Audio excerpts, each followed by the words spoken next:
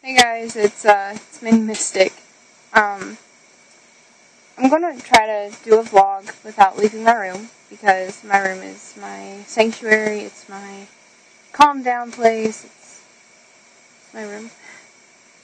And my room is actually a mess, so it'll be hard to get out of here. During my sophomore year of high school, I'm a junior now, so last year I wanted to tell you guys about my self-harm story, but basically my life through suicide. But I was afraid of breaking down in tears. And then I started realizing that it's okay to cry. You're showing emotion, and it's gonna be hard. It is. And you can't go through life without thinking there will be that one day where you'll be fine. And you'll go, okay, I'm fine today. But tomorrow you won't be. Tomorrow is a different day.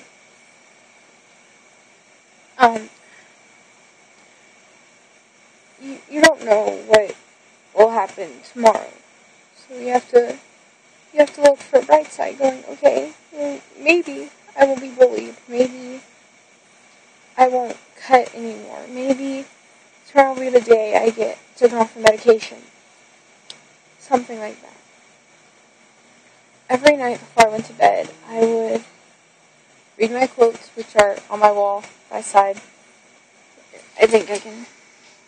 Yep, over there. Those are my quotes. I'd always read one by Andy Biersack, and it was, "I'm human, let me live." It made me think, let's just focus on today and see what tomorrow will bring tomorrow. And then I would read a quote from Ashley Purdy that said, it's just a bad day, not a bad life. So if you're thinking that one day will ruin your whole life, you might want to correct yourself, because that one day doesn't play out your whole life. It plays out one day. One day you can be the most moodiest bitch on the planet, and then the next day you could be this happy, go-getty person. That's how I was during my depression. I suffered from depression, anxiety, insomnia, but, it didn't stop anyone from picking on me. I had a really bad stutter growing up, so I was basically, picked on for that. Had a limp, picked on for that. It was basically the littlest things. I came out to friends and family and some kids at school that I was bisexual, and I was, bullied for that. Actually, a couple boys shoved me into the boys' locker room and said, you're not leaving until you become straight.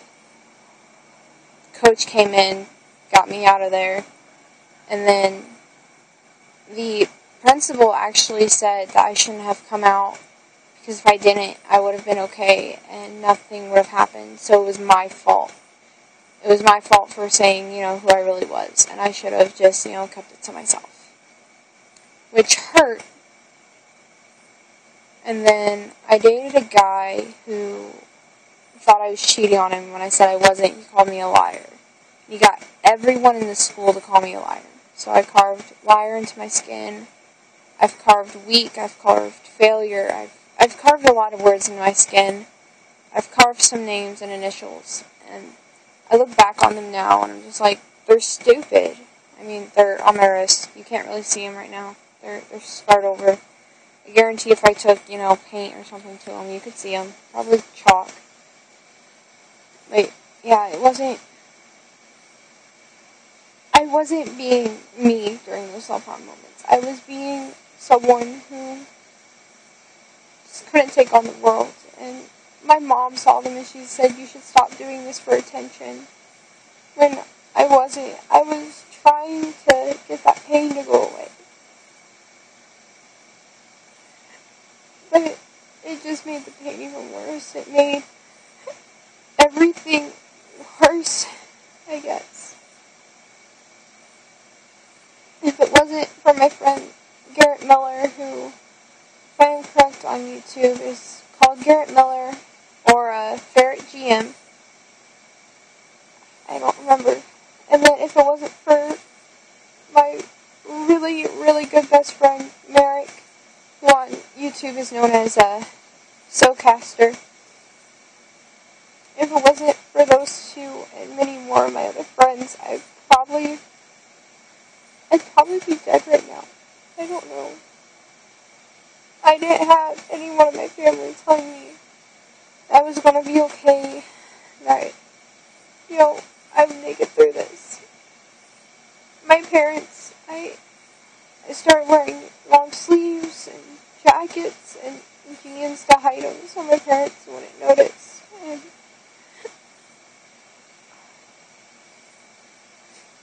I started finding more ways to try to kill myself without my parents noticing.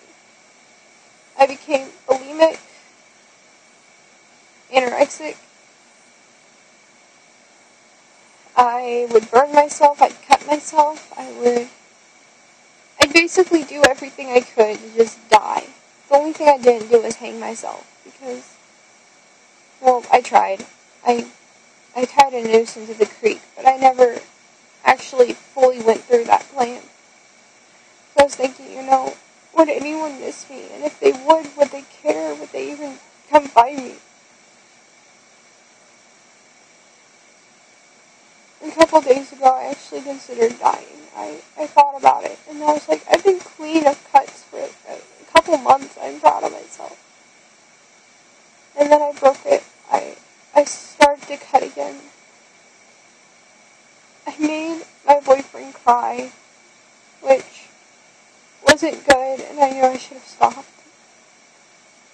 I mean, if I can stop, you can stop, I guess, but it's hard to. You always have to have those friends who are there for you and will say, it's okay. It's going to be okay. I get that you're hurting, but I'm here. It's going to be okay.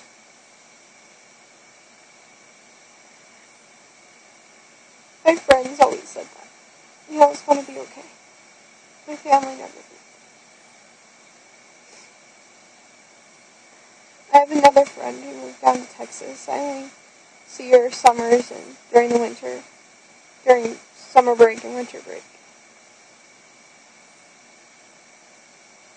Around my birthday, she lost her grandmother and they came back up. And her mom and her realized that I was not in the best state. And then they found out that my depression had gotten worse. And I'm not on medication. I'm not. And her mom just said, you know what? Spew. And sometimes that's what you have to do. You have to talk your problems out. You can't hold them in. And I guess so many of us are used to keeping in what is wrong, so we don't tell people, and that ends up killing us. Those secrets we hold, those problems we hide deep within, they end up killing us inside to out.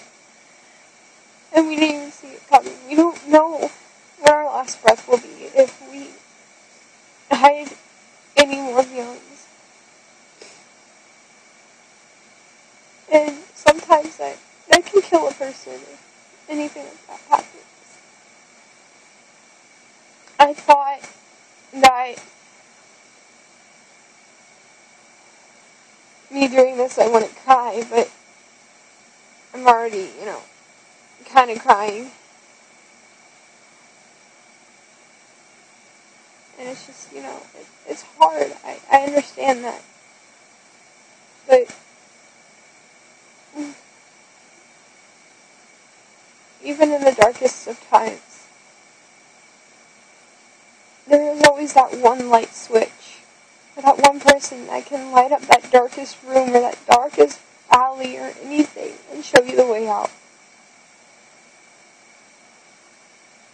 And I hope and I'll pray, and I'm not really that religious, But I hope that all of you get through it.